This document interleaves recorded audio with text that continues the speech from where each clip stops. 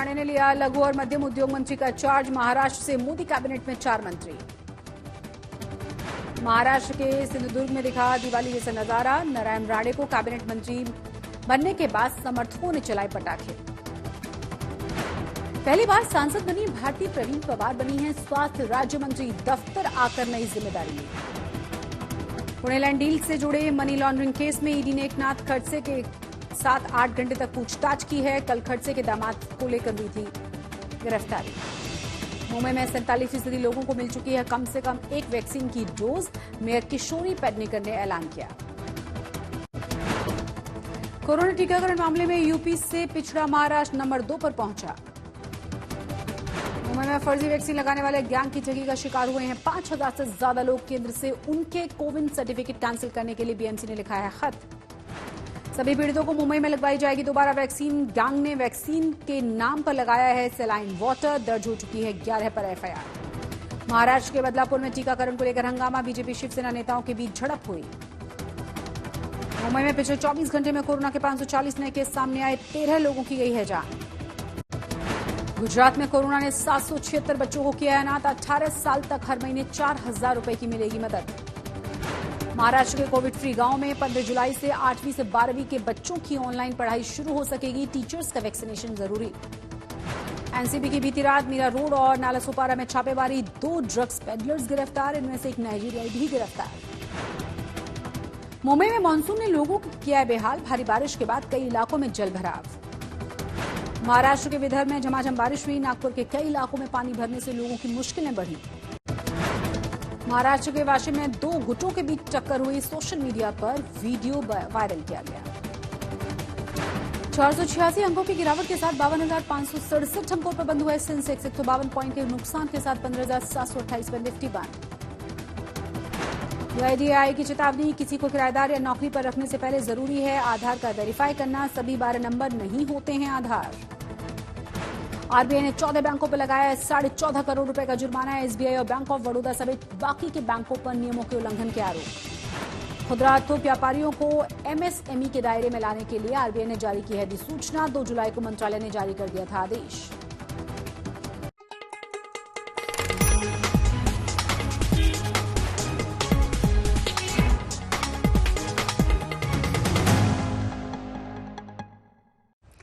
नमस्कार, आप देख रहे हैं आज तक और आपके साथ मैं हूं शशि तुषार शर्मा। मोदी कैबिनेट में महाराष्ट्र से 4 नए मंत्री आए हैं। नारायण राणे, कपिल पाटिल, भागवत कराड और भारती पवार। जिन 4 लोगों को कैबिनेट में जगह मिली है उनमें से 3 दूसरी पार्टियों से बीजेपी में पहुंचे हैं। एक शिवसेना और 2 एनसीपी से। इस पर शिवसेना ने तंज कसते हुए कहा है कि बीजेपी को इस ह्यूमन रिसोर्स के लिए इन पार्टियों को थैंक यू कहना चाहिए। महाराष्ट्र में 2024 में विधानसभा चुनाव होने हैं, पर 3 पार्टियों की एमवीए सरकार के अंदरूनी समीकरणों की हकीकत किसी को नहीं पता। इसलिए नारायण राणे और कपिल पाटिल को कैबिनेट में जगह देने के पीछे माना जा रहा है कि बीजेपी एमएमआर यानी मुंबई मेट्रोपॉलिटन रीजन में शिवसेना को कड़ी चुनौती देने की रणनीति बना रही है। एमएमआर में महाराष्ट्र के 288 में से 99 विधायक आते हैं। कोंकण के छत्रप नारायण राणे उद्धव ठाकरे के कट्टर विरोधी हैं। उद्धव पर तीखा हमला करने का कोई मौका वो नहीं छोड़ते। उनकी ये आदत बीजेपी के बहुत कम आ सकती है। महाराष्ट्राच्या मुख्यमंत्र्यांनी शुभेच्छा दिल्या का? एवढं मोठं मन नाहीये त्यांचं, खरं म्हणजे पहिलं द्यायला पाहिजे, पण एवढं मोठं मन नाहीये। जबकि ठाणे के सांसद कपिल पाटिल को कैबिनेट में शामिल करने पर भी पार्टी को फायदा होने का अनुमान है। फरवरी में मुंबई और ठाणे में चुनाव हैं। ये दोनों शिवसेना के गढ़ हैं। महाराष्ट्र से भी 2-4 मिनिस्टर बना दिए हैं। ओरिजिनल शिवसेना और राष्ट्रवादी कांग्रेस के हैं। तो हमारा आभार व्यक्त करना चाहिए बीजेपी ने कि बहुत ही होनहार लोग हमारे खेमे से आपके यहाँ गए और आपने उनको मंत्री बनाया। तो भी अच्छा काम कर लेंगे और देश की प्रगति में योगदान देंगे, महाराष्ट्र की प्रगति में योगदान देंगे। डॉक्टर भारती पवार और डॉक्टर भागवत कराड को भी जाति समीकरण को ध्यान में रखते हुए कैबिनेट में जगह मिली है। डॉक्टर कराड ओबीसी समुदाय से हैं। माना जा रहा है कि गोपीनाथ मुंडे के परिवार को दरकिनार कर बीजेपी ने कराड को कैबिनेट में जगह दी है, इसलिए मुंडे परिवार नाराज है। मुंडे भगिनी नाराज आहेत, त्या कुठे कमी पडल्यात असं तुम्हाला कोणी सांगितलं त्या नाराज आहेत? त्यांच्याकडे कृपा एक करून नाहीये, अभिनंदन नाहीये. कृपा करून कारण नसताना त्यांना बदनाम करण्याचा प्रयत्न करू नका.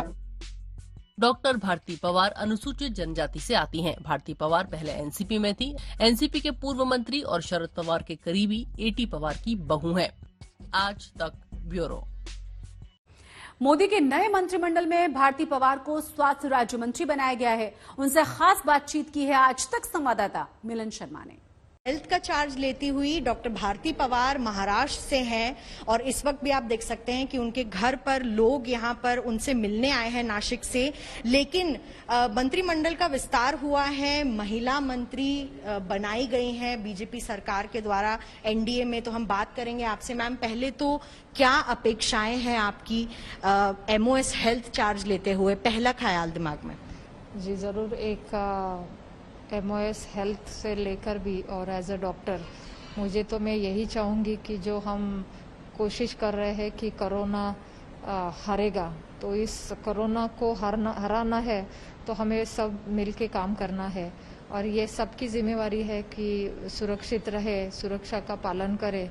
तो इसमें मास्क की अहम भूमिका है क्योंकि मास्क पहनना बहुत ज़रूरी है और जो हम 2 गज की दूरी बोलते हैं तो ये सिर्फ अभी बोलने में नहीं, तो ये भी करना है हमें। और सेफ्टी मेजर्स जो भी है, अननेसेसरी बाहर ना निकले, कुछ भीड़ में ना जाए। मैंने ऐसे भी कई अभी लास्ट वीक मेरे क्षेत्र में मैंने डॉक्टर्स लोगों को फ़ोन किया कि क्या है अभी पेशेंट का ये अभी महाराष्ट्र में तो कम नहीं हो रहे पेशेंट, वैसे भी काफ़ी मात्रा में है। तो उन्होंने कह दिया कि अभी जो पेशेंट एडमिट है तो उनके घर में कहीं किसी की यहाँ शादी हुई है, तो ये ज़्यादा है अभी ये प्रमाण। तो मुझे लगता है ऐसे बातों पे ज़्यादा काम करके ध्यान में रखते हुए हम उसी तरह रोकने में कामयाब हो गए। और दूसरी ये बात कि जैसे कि केंद्र सरकार द्वारा वैक्सीनेशन फ्री में हम सब तक पहुंचाने की लगातार कोशिश में है। अभी अराउंड 36 करोड़ से ज़्यादा हमें वैक्सीनेशन सफलतापूर्वक हुए हैं।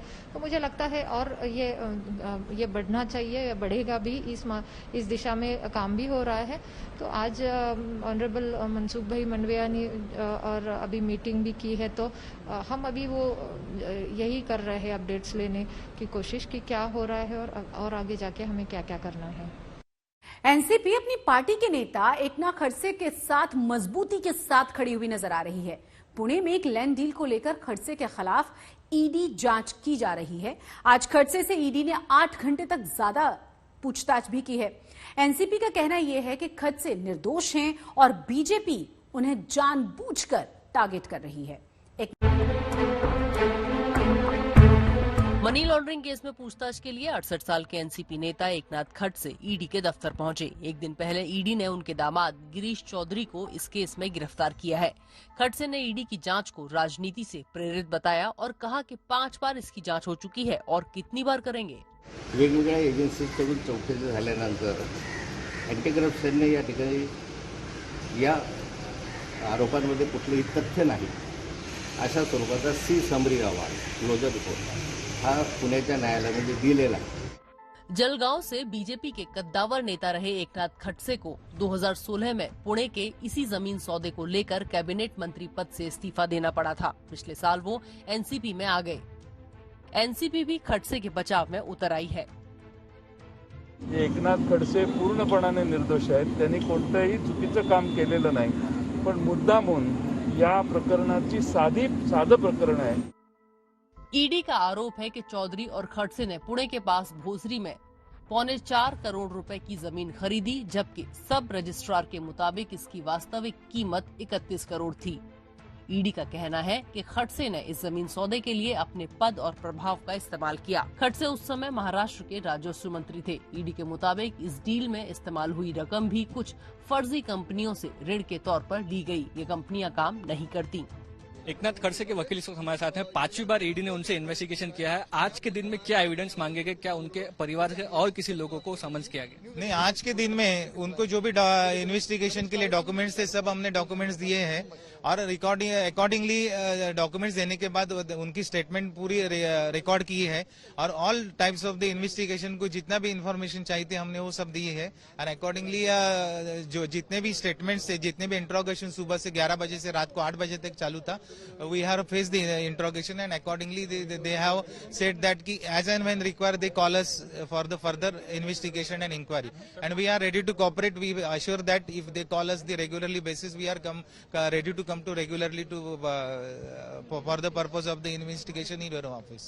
ईडी ने अभी तक क्या कहा है? सेटिस्फाइड है जो क्वेश्चनिंग हुई एमआईडीसी लैंड को लेकर? ईडी ने जो भी क्वेश्चंस दिए हैं हमने वो क्वेश्चंस के रिप्लाई उनको दिए हैं और almost they have to be satisfied. उनके पास जो डॉक्यूमेंट्स दे तो सेटिस्फाइड सेक्शन होना है, वो that is their lookout, we can say that. But almost सब डॉक्यूमेंट्स उनके दिए हैं एंड अकॉर्डिंगली इन्वेस्टिगेशन के लिए जब भी जरूरत रहेगा तो we are present for the investigation. परिवार से बाकी लोगों को भी समन किया गया इस बारे में? अभी बाकी लोगों को समन्स किया कि नहीं तो वो समन्स देने के बाद ही मालूम हो जाएगा। अभी हम कुछ वो बारे में स्टेटमेंट नहीं कर सकते हैं। एकनाथ खड़से के वकील जो कि कह रहे थे पूरी कोऑपरेशन दी गई है, ईडी को जब भी जरूरत होगी हाजिर होने को तैयार। कैमरा पर्सन सचिन सावंत के साथ मुस्तफा शेख, आज तक। चंडीगढ़ के एक व्यापारी ने फिल्म अभिनेता सलमान खान, उनकी बहन अलविरा खान और उनकी कंपनी बीइंग ह्यूमन के सीईओ और कई अधिकारियों के खिलाफ धोखाधड़ी करने के आरोप में चंडीगढ़ पुलिस को शिकायत दी है। चंडीगढ़ पुलिस को दी गई शिकायत में कहा गया है कि बीइंग ह्यूमन कंपनी ने चंडीगढ़ के मनी माजरा में उनसे 3 करोड़ रुपए की लागत से शोरूम खुलवाया था। बाद में उनको सामान भेजा ही नहीं गया। उनको बीइंग ह्यूमन कंपनी से बाकायदा लिखित में अग्रीमेंट भी दिया गया था, लेकिन सलमान खान की ओर से उन्हें धोखा दे दिया गया। और इसी खबर के साथ मुंबई मेट्रो में बस इतना ही, लेकिन देश और दुनिया की तमाम बड़ी और अहम खबरों के लिए आप देखते रहिए आज तक।